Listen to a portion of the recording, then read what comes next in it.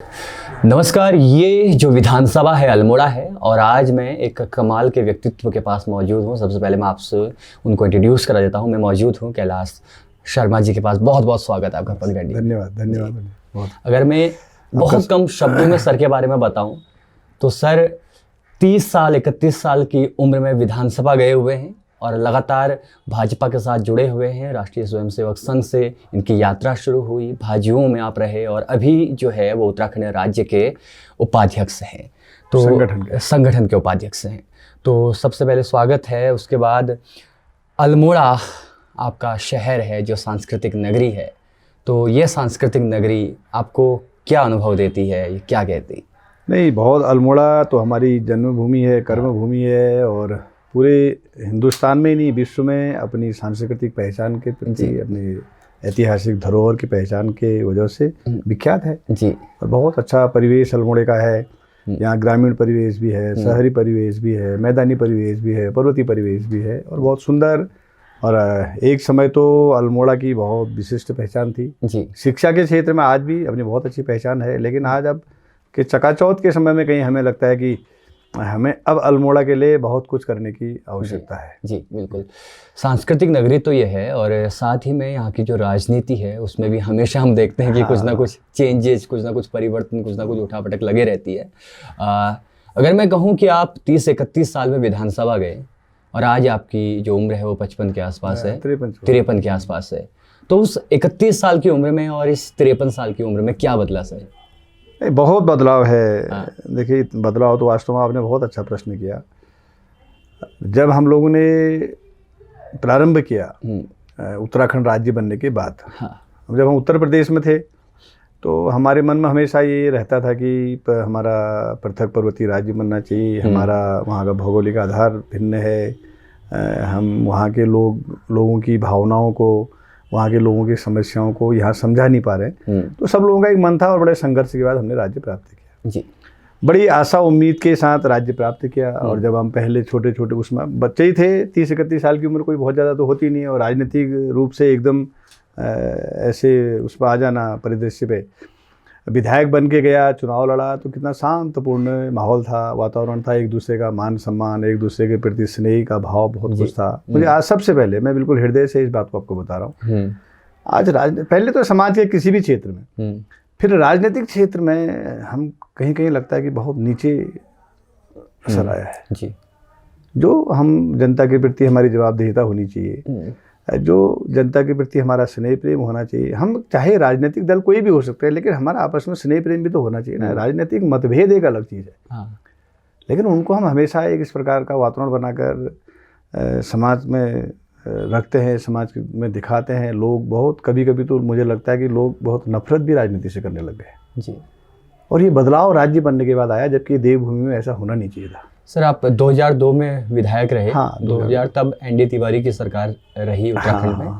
तो सरकार विपक्ष की थी, मतलब आप विपक्ष पे थे, कांग्रेस की सत्ता में थी, तो उस समय का माहौल कैसा था अंदर का विधानसभा? नहीं, बहुत अच्छा माहौल था। देखिए, अभी तो अब हमारा अचानक ही मिलना हुआ, मैं तो उस समय के आपको कुछ और भी प्रमाण भी दिखा था जी।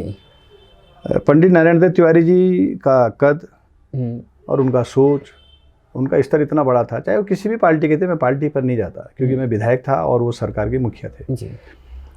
और इतना स्नेह, एक हम जैसे छोटे सी उम्र के और पहली बार के विधायक, हमारे प्रति भी उतना ही स्नेह, और एक वरिष्ठ से वरिष्ठ के प्रति भी उतना ही स्नेह। और वो उनकी कद और उनके व्यक्तित्व के सामने हम तो बहुत कुछ अपने को बहुत पीछे समझते थे, लेकिन उन्होंने हमेशा अपने कृतित्व से, अपने व्यक्तित्व से, अपने व्यवहार से बहुत कुछ सिखाने का काम किया और हमने सीखने का काम किया जी। कैसे दूसरे का सम्मान करना चाहिए, मान देना चाहिए, और जब हम दूसरे को सम्मान देंगे, इज्जत करेंगे, तो वो निश्चित रूप से हमको भी वही सम्मान और इज्जत मिलेगी।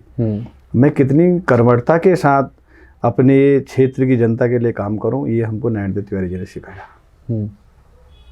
और आज निश्चित रूप से मैं उन्हें श्रद्धांजलि भी देता हूँ। अभी आपने उनका जिक्र किया, तो आज उनकी कमी का हमें एहसास भी होता है, इस राज्य को भी होता है जी।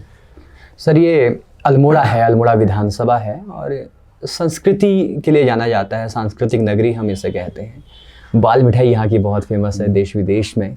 राजनीति की मैं बात करूँगा तो क्या लगता है आपको, कितना परिवर्तन जरूरी है अभी अल्मोड़ा के, किन चीज़ों में परिवर्तन होना जरूरी है?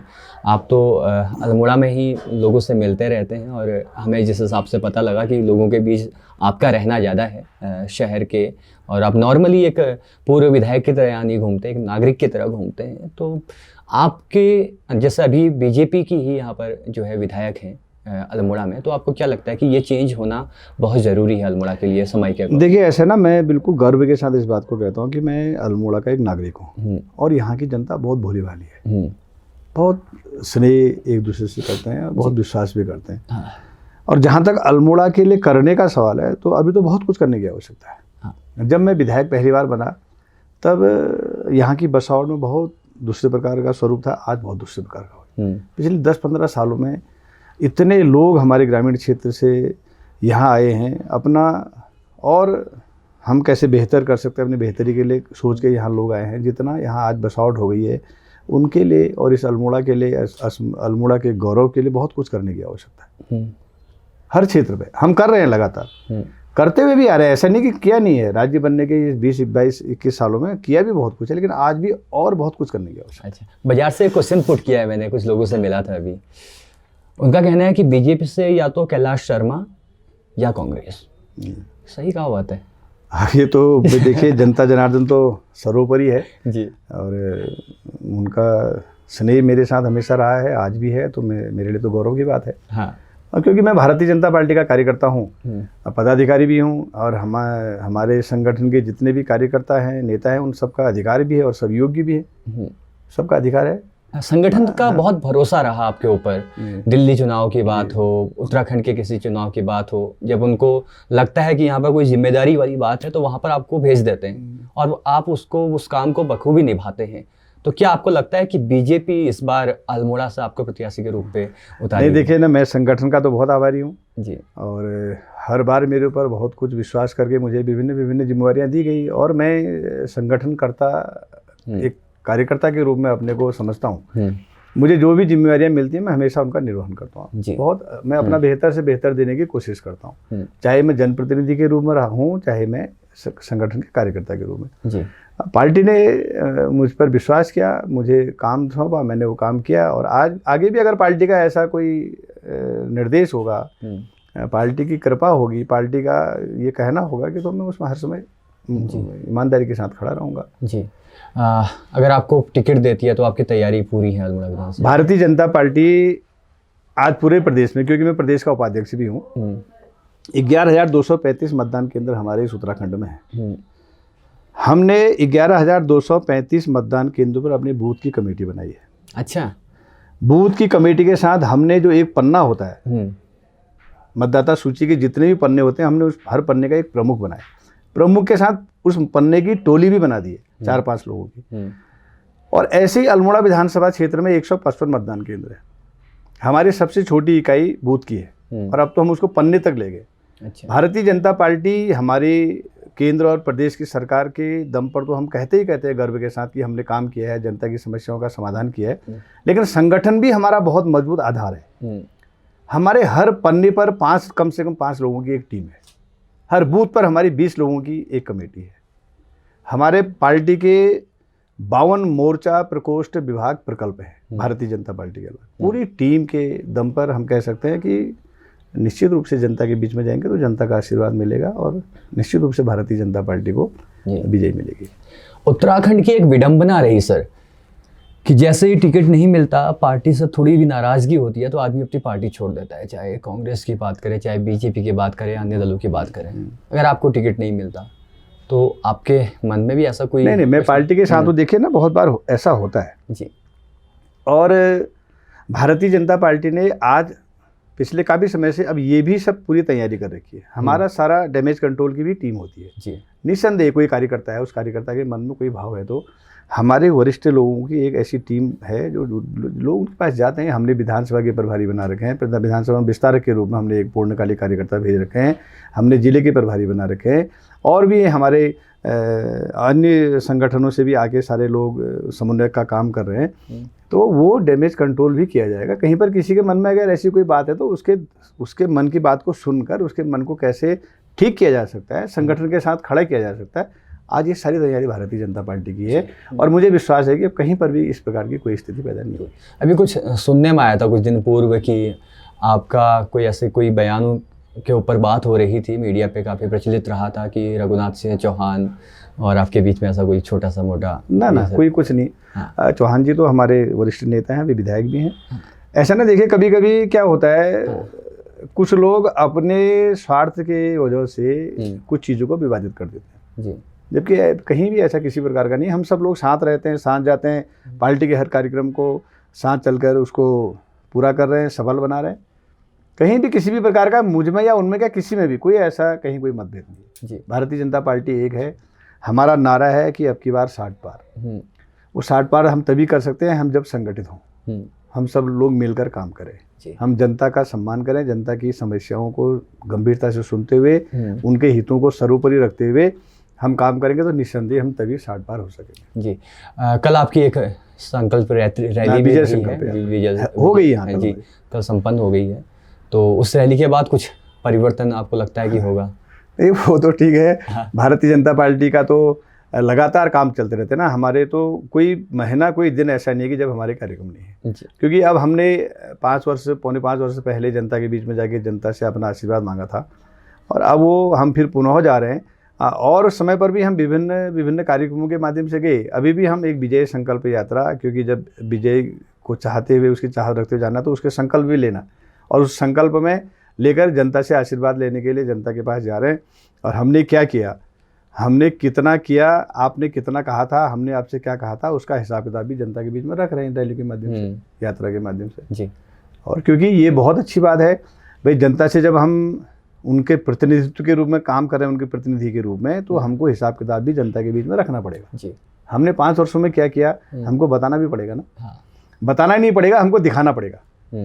हम तो इस विचारधारा के लोग हैं कि हम कहने पर विश्वास नहीं करते, हम करने पर विश्वास करते हैं और करे हुए को दिखाने पर विश्वास करते हैं। लेकिन इस बार थोड़ा सा जनता नाखुश है पहले से। नाखुश होगी, बिल्कुल हो सकता है, क्योंकि भाई जितनी अपेक्षाएं, जब भारतीय जनता पार्टी पर इतनी अपेक्षाएं थी, हमारे 57 विधायक जिता दिए, तो निस्संदेह कहीं ना कहीं कोई चीज़ों में अभी कमी रही होगी। लेकिन ईमानदारी से ये कह सकते हैं आपको, भारतीय जनता पार्टी की चाहे प्रदेश की सरकार हो चाहे केंद्र की सरकार हो, देश के ही नहीं विश्व के यशस्वी नेता आदरणीय मोदी जी ने हमें किसी भी क्षेत्र में, किसी भी मामले में कोई संसाधन देने में कहीं किसी प्रकार की कोई कमी नहीं करी। हमने भी ईमानदारी से काम किया। मैं फिर भी मानता हूँ, क्योंकि जनता भाई जितनी आवश्यकता थी, जितनी अपेक्षाएं उनको हमसे होंगी, उसमें 1-2% हो सकता है कम रह गया हो, तो अभी आशीर्वाद मिलेगा, फिर कर लेंगे पूरा। मैं आपके चैनल से यही प्रार्थना भी करता हूँ जनता जनार्दन से, आपने जो स्नेह प्रेम भारतीय जनता पार्टी को दिया है, जो विश्वास भारतीय जनता पार्टी पर व्यक्त किया है, आप उसको बनाए रखिए। हम आपकी आशा और उम्मीदों पर निरंतर खड़े उतरेंगे, ये विश्वास दिलाते हैं। सर, आप राजनीति के साथ साथ किताबों के बड़े शौकीन हैं, किताब पढ़ने के, तो ऐसी कोई किताब जो हमारे नए राजनेताओं को पढ़नी चाहिए, राजनीति से रिलेटेड लोगों को पढ़नी चाहिए, जो नए राजनीति पे उतरते हैं, आप क्या कहना? देखिए ना, एक तो ऐसा है, मैं जिस संगठन से हूँ ना, मैं राष्ट्रीय स्वयंसेवक संघ का स्वयंसेवक हूँ जी, और भारतीय जनता पार्टी का कार्यकर्ता हूँ। मैं स्वतंत्रता संग्राम सेनानी, मेरे पिताजी थे, मैं उस परिवार से हूँ। मैं ये मानता हूँ कि स्वाध्याय बहुत ज़रूरी है जी। हम जनता के बीच में जाएंगे तो हमें कुछ ना कुछ ऐसा ज्ञान होना चाहिए। कहीं पर कोई बातें आ जाती तो उनके बारे में हम क्या कह सकते हैं, बहुत ज़्यादा नहीं तो थोड़ा बहुत तो होना चाहिए। तो ये इस विचारधारा को मानते हुए मैं कोशिश करता हूँ। अब क्योंकि राजनीति में इतना व्यस्त समय है, स्वाध्याय करने का, पढ़ने का बहुत ज़्यादा समय तो मिलता नहीं, लेकिन फिर भी जहाँ भी जाता हूँ अपने नेताओं का और अपने महापुरुषों का, इनका सबका व्यक्तित्व, इनका कृतित्व, उस पर कैसे हम करें प्रयास करता हूँ। लेकिन मैं इतना अवश्य कहना चाहता हूँ, राजनीतिक क्षेत्र में किसी भी काम करने वाले कार्यकर्ता को, हमारे वहाँ तो प्रशिक्षण वर्ग भी चलते रहते हैं, किसी भी समाज में काम करने वाले कार्यकर्ता को सबसे पहले उसका व्यवहार कैसा हो, उसका चरित्र कैसा हो, उसकी कार्य प्रणाली कैसा हो, ये केवल लोगों को लगना नहीं चाहिए, ये लोगों को दिखना चाहिए। ये लोगों को दिखना चाहिए, मैं क्या काम कर रहा हूँ, मैं क्या बोल रहा हूँ, मेरा व्यवहार कैसा है, मेरा चरित्र कैसा है, मेरे काम करने की क्षमता क्या है, क्या मेरी पद्धति है, ये लोगों को दिखना चाहिए। और इसके बारे में बहुत बारीकी से अध्ययन करके, आत्मचिंतन करके, आत्ममंथन करके अगर व्यक्ति समाज के बीच में जाएगा, ना समाज खराब हो सकता है, ना व्यक्ति खराब हो सकता है। इसलिए व्यक्तित्व विकास, मैं कहना चाहूँगा कि व्यक्तित्व विकास के बारे में प्रत्येक व्यक्ति को बहुत अच्छी तरह से चिंतन भी करना चाहिए और उसका पालन भी करना चाहिए। आपके पसंदीदा नेता कौन है जिन्हें आप बहुत पसंद मेरे तो सबसे फॉलो करते हैं? देखिए, मैं इस समय तो मोदी जी ही मेरे सबसे पसंदीदा नेता हैं। हम सब उनके सैनिक हैं जी। और हमारे पूज्यनीय नेता स्वर्गीय अटल बिहारी वाजपेयी जी, और क्योंकि तब मोदी जी भी उनके कार्यकर्ता थे, हम भी थे, और मैं राजनीति में सबसे ज़्यादा मैंने पसंद किया अटल बिहारी वाजपेयी जी को। और मेरे जो मार्गदर्शक हैं जिनका बहुत स्नेह मुझे मिला, डॉक्टर मुरली मनोहर जोशी जी, दो केंद्र हमारे लाल कृष्ण आडवाणी जी, ये नेता रहे हैं जिनके लिए देश में नारा चलता था कि भारत माँ की 3 धरोहर, अटल, आडवाणी, मुरली मनोहर। हम उस समय के कार्यकर्ता हैं, उनको देखकर, उनको सुनकर, उनसे हमने सीखा है, उसी तरह से हम राजनीति कर रहे हैं। फिर हमारा राज्य बन गया, हम उत्तर प्रदेश में आ गए। बहुत सारे महापुरुष हैं, बहुत सारे हमारे नेता हैं, और आज तो मोदी जी के नेतृत्व को पूरा विश्व ही स्वीकार रहा है, सराहा भी रहा है, स्वीकार ही नहीं रहा, सराहा भी रहा है, क्योंकि उन्होंने किया भी है। इसलिए हम सब लोग उनके साथ हैं, उनके पीछे हैं। और अभी अटल जी तो रहे नहीं, आडवाणी जी और डॉक्टर मुरली मनोहर जोशी जी भी हमारे, उनका आशीर्वाद भी हमारे बीच में है। उनसे भी हम मिलते रहते हैं, बातचीत करते रहता हूँ, उनसे भी मार्गदर्शन लेते रहता हूँ। क्या बात है, तो बहुत अच्छी बातें रहे, सुलभ बातें रहे। बहुत धन्यवाद। और शर्मा जी, अक्सर हम देखते हैं बहुत सारे लोगों से हम मिलते हैं, मैं ऑन द कैमरा ही बात बोल रहा हूँ, कटाक्ष आदमी दूसरे पे करता है, लेकिन इतने सारे लोगों से मिलने के बाद आप ऐसे पहले नेता हैं जिन्होंने विपक्ष की भी तारीफ की, विपक्ष की भी अच्छी बातें बताई, नकारात्मकता को छोड़ के एक पॉजिटिव बात की। तो बहुत अच्छा लगा आपसे मिलकर, और बहुत सारी शुभकामनाएं पगडंडी की तरफ से आपको। बहुत धन्यवाद। कि अल्मोड़ा जो है और निरंतर आगे बढ़े। मैंने देखा ना, मैं पहले भी कहा कि राजनीतिक हमारे मतभेद हो सकते हैं ना, राजनीतिक मतभेद, लेकिन हम हैं तो सब लोग इसी राज्य के ना जी, इसी देश के हैं, इसी राज्य के हैं।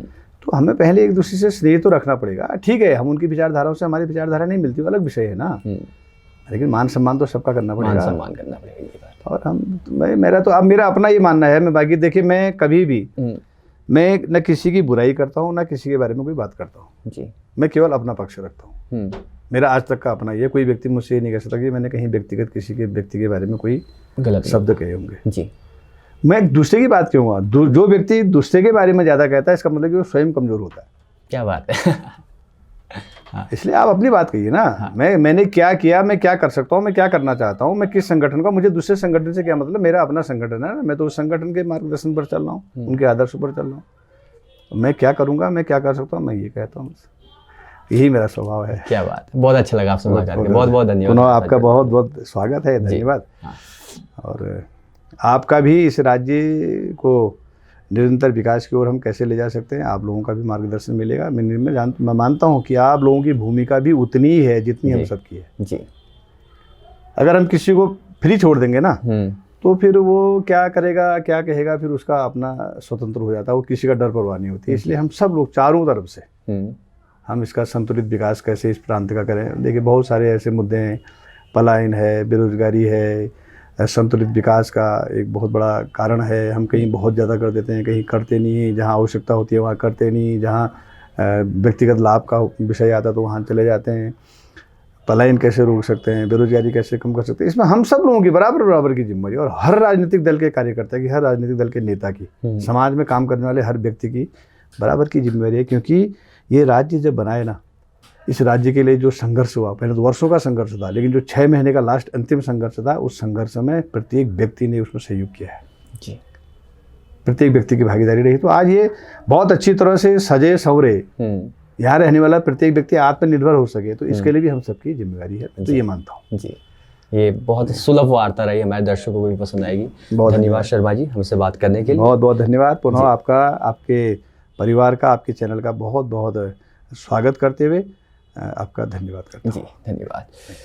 तो कैसी लगी आपको ये वार्ता, हमें कमेंट बॉक्स पे ज़रूर बताएं। और मुझे लगता है कि ये वार्ता बहुत सुलभ रही, और अल्मोड़ा जहाँ पर हम तरह तरह के लोगों से मिल रहे हैं, राजनेताओं से मिल रहे हैं, कलाकारों से मिल रहे हैं, साहित्य संगीत समुदाय की बात कर रहे हैं, वहाँ पर थोड़ी सी राजनीति की बातें भी ज़रूरी होती हैं। आप हमारे साथ बने रहिए, नई वीडियो के साथ हम आपके बीच में फिर से मौजूद रहेंगे। आपने हमें इतना प्यार दिया है, इसके लिए आपका बहुत बहुत शुक्रिया।